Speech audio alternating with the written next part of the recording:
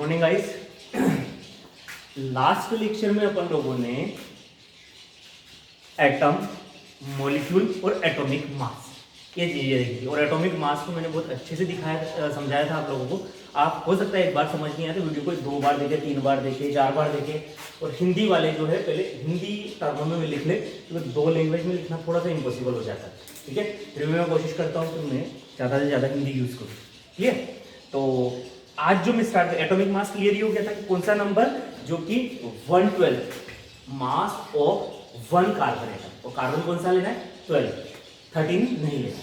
ठीक है, फिर उसके बाद मास स्पेक्ट्रोफोटोमीटर की हेल्प से अपन ने उस एक का निकाल लिया, मतलब अपन ने सिलेंडर का वेट निकाल लिया और इस हिसाब से फिर अपन ने एएमयू को डिफाइन करा। अब यहां एक इंपॉर्टेंट टर्म आने वाली है, मोलार मास। मोलार मास और मोलर मास भी बोलते हैं, हिंदी में इसको स्पेशली मोलर मास बोला जाता है। प्रोनाउंसिएशन का इतना कोई फर्क नहीं है। मोलर द्रव्यमान या ठीक है, मोलार मास। अब मोलार मास क्या होता है? मोलार मास वर्ड, अब देखो कई बार हम लोग मोलर मास बोलते हैं, एक मोलिकुलर मास। ठीक है, तो डिफरेंस देखिएगा, इसका डिफरेंस सीखना है अपने को आज। मोलार मास जो होता है, मास ऑफ 1 मोल सब्सटेंस। क्या होता है? Mass of 1 mole of substance. एक मोल पदार्थ का द्रव्यमान, एक मोल पदार्थ का द्रव्यमान मोलर द्रव्यमान कहलाता है। और मैं आप लोगों को मोल को मैं आगे डिस्कस करने वाला हूं, बस मैं आप लोगों को यहां बता देता हूं कि 1 मोल जो होता है वो, अगर कोई भी 1 मोल सब्सटेंस ले रहे हो, 1 मोल पदार्थ अगर आप ले रहे हो, तो उसका जो मास होता है 6.022 या कहीं जगह 23 भी मिलेगा, इंटू 10⁻23 ग्राम। आगे बात समझ में? ठीक है, 1 मोल सब्सटेंस का मास कितना होगा आपका? 6.022, मतलब 1 मोल इज इक्वल टू, ये यूनिट होती है मास में। 1 मोल इज इक्वल टू कितना होता है? 6.022 इंटू 10⁻23। ठीक है, ये पार्टिकल्स हो सकते हैं, मतलब इतना उसमें एटम्स हो सकता है, मॉलिक्यूल्स हो सकता है, इलेक्ट्रॉन हो सकते हैं, प्रोटॉन हो सकते हैं। तो ये 1 मोल्स मैं आपको बाद में बताऊंगा।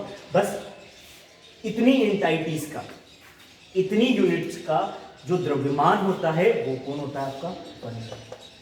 आगे एक बात समझ आता है, जैसे मेरे को ये बोल दिया कि 1 मोल का, 1 मोल ऑक्सीजन, 1 मोल ऑक्सीजन एटम बोला ना, मतलब इसमें 1 मोल ऑक्सीजन है। एक बार जैसे सपोज करो आप लोगों को बोला 1 दर्जन केले लेके आओ, तो आप लोग क्या लेके आओगे?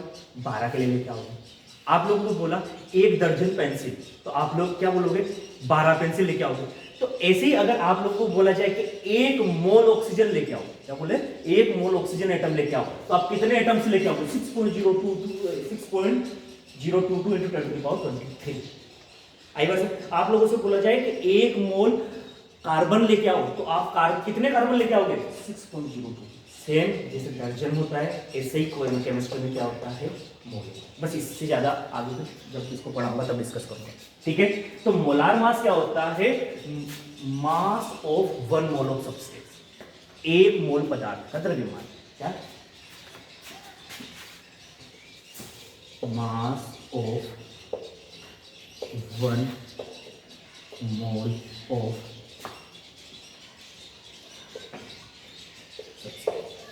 Mass of 1 mole of substance. Hindi वाले के लिए लाइन लिखी जगह जाए हिंदी में, 1 मोल पदार्थ का द्रव्यमान। दीज आर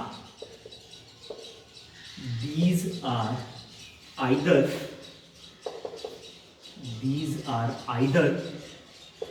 एटम और मोल। These are either एटम और मोलिक्यूल। अब मोलार मास में ऐसा नहीं कि केवल मोलिक्यूल का ही मास होगा, वो एटम का मास भी हो सकता है।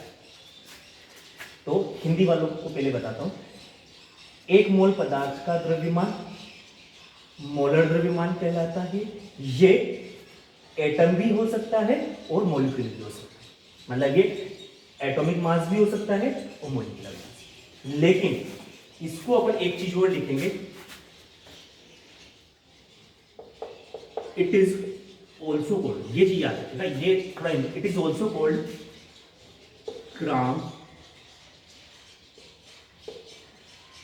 ग्राम एटॉमिक और ग्राम मोलिकुलर।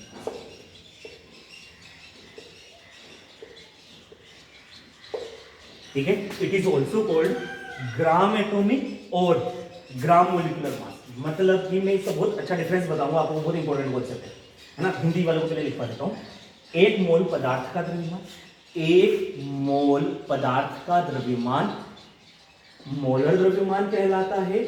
ये परमाणु या अणु का भी हो सकता है, या तो ये परमाणु या अणु का भी हो सकता है।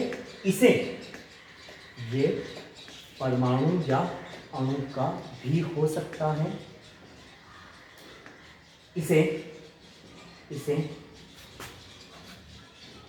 ग्राम परमाणु, इसे ग्राम परमाणु या ग्राम आणविक द्रव्यमान भी कहते हैं। इसे ग्राम परमाणु या ग्राम आणविक द्रव्यमान भी कहते हैं। ठीक है, ये चीज समझ में आ गई। मतलब 1 मोल सब्सटेंस जो रहेगा, अब मैं आप लोगों को एक डिफरेंस बताता हूं, इसमें बहुत अच्छा वाला।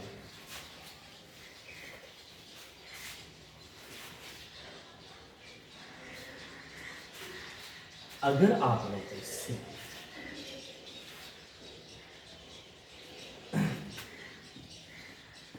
अब जैसे एटम, ठीक है, एटम ले लिया, ऑक्सीजन सल्फर नाइट्रोजन, ये पहले जो लेते आ रहे हैं ऑक्सीजन सल्फर नाइट्रोजन। ठीक है, इसका एटॉमिक मास बात करें, एटॉमिक मास। ठीक है, बहुत इंपॉर्टेंट चीज सिखाने जा रहा हूं मैं आप लोगों को। एटम ये ले लिया, इसका एटॉमिक मास है ना, और एक तरफ मैंने यहां लिया मोलार मास, या मोलार मास को क्या बोल सकते हो, एटम है तो ग्राम एटॉमिक मास। ध्यान रखिएगा, यहां एटॉमिक मास है,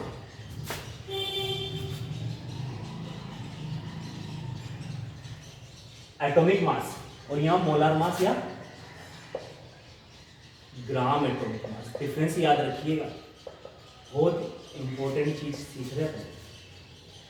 अब देखिए डिफरेंस क्या होता है। अगर आप लोगों से ऑक्सीजन एटम का मास पूछा जाए और बोला जाए एटॉमिक मास बताओ, तो आप क्या बोलोगे, 16 AU।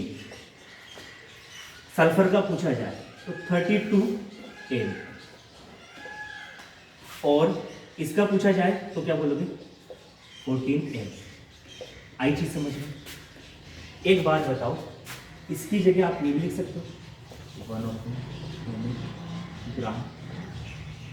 ठीक है, इसकी जगह AMU की जगह बोल रहा हूं मैं, AMU की प्लेस पे क्या लिख सकते हो, मैं आप लोगों को ऐसे बताता हूँ।